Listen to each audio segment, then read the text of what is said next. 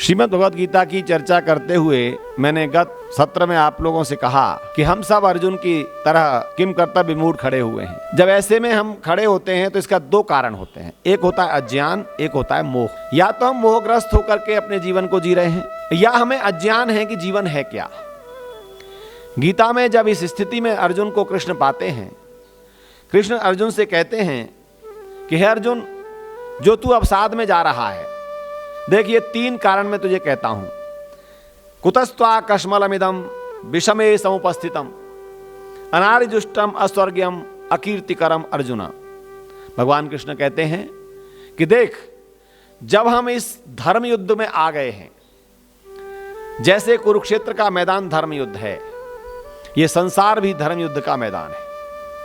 हमारे सामने दोनों प्रकार की सुख सुविधाएं हैं, एक धर्म के मार्ग से प्राप्त होने वाले और एक अधर्म के मार्ग से प्राप्त होने वाले। धर्म के मार्ग से प्राप्त होने वाले सुख सुविधाओं में विशेषता जुड़ती चली जाएंगी।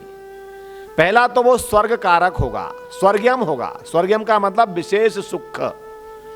विशेष सुख में केवल ऐन्द्रिक सुख नहीं होता, जिसमें मन भी सुखी रहता है।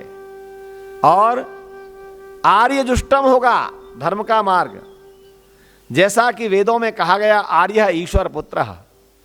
वेदों में कहा गया अहम भूमि अदाम आर्याय। संस्कृत के व्याकरणकारों ने कहा आर्य वह है जो ज्ञान पूर्वक गमन करके लक्ष्य की प्राप्ति करता है। आर्य वह है जो श्रेष्ठ आचरण करता है। आर्य वह है जो गतिशील रहता है।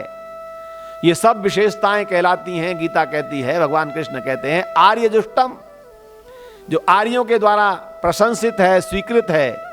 और तीसरा है कीर्तिकरम, धर्म का मार्ग अपनाने वाले व्यक्ति का स्वर्ग निश्चित होता है, अर्थात स्वर्ग मृत्यु के बाद नहीं। इन पर भी कभी चर्चा आपके आगे आते रहेगी। स्वर्ग संसार में रहते हुए विशेष सुख का नाम है। तो स्वर्गयम, जो आर्यजुष्ट व्यवहार है, उससे स्वर्ग प्राप्त होता है। और आर्य ये कीर्तिकरम, यश देने वाला होता है। तो ऐसे व्यवहारों के लिए धर्म युद्ध में जब धर्म का मार्ग हम अपनाते हैं तो श्रेष्ठ लोग उसकी प्रशंसा करते हैं, विशेष सुख हमें प्राप्त होता है और कीर्तिकर होते हैं। अर्जुन को कृष्ण कहते हैं, अर्जुन, तेरा मोहग्रस्त होना, तेरा इस अधर्म के मार्ग पर चले जाने की इच्छी स्थिति लगना, ये तेरे तीन कारण हैं। उन्होंने कहा अनार्यजुष्टम, अस्वर्ग्यम, अकीर्तिकरम अर्जुना। इस विषम समय पर तुझे ये जो वैराग्य आ रहा है, ये वैराग्य नहीं है, ये तेरा विषाद है, अवसाद है। तू उसमें मोहग्रस्त होकर के बातें कर रहा है।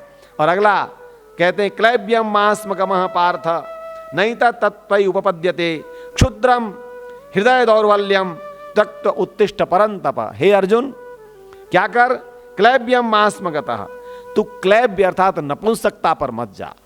बहुत बड़ा संदेश है हमारे लिए।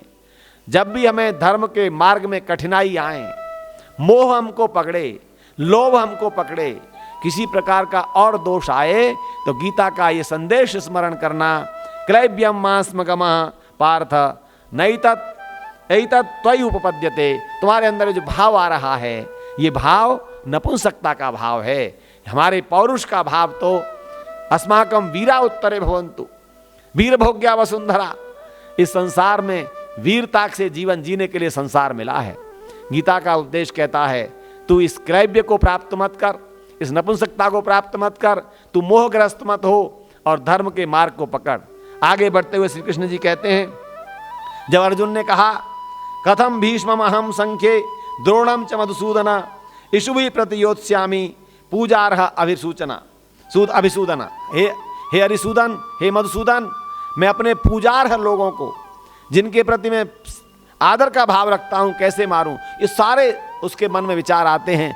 उन सब का उत्तर देते हुए कृष्ण एक आचार्य के रूप में एक शिष्य की शंकाओं का समाधान करते हैं।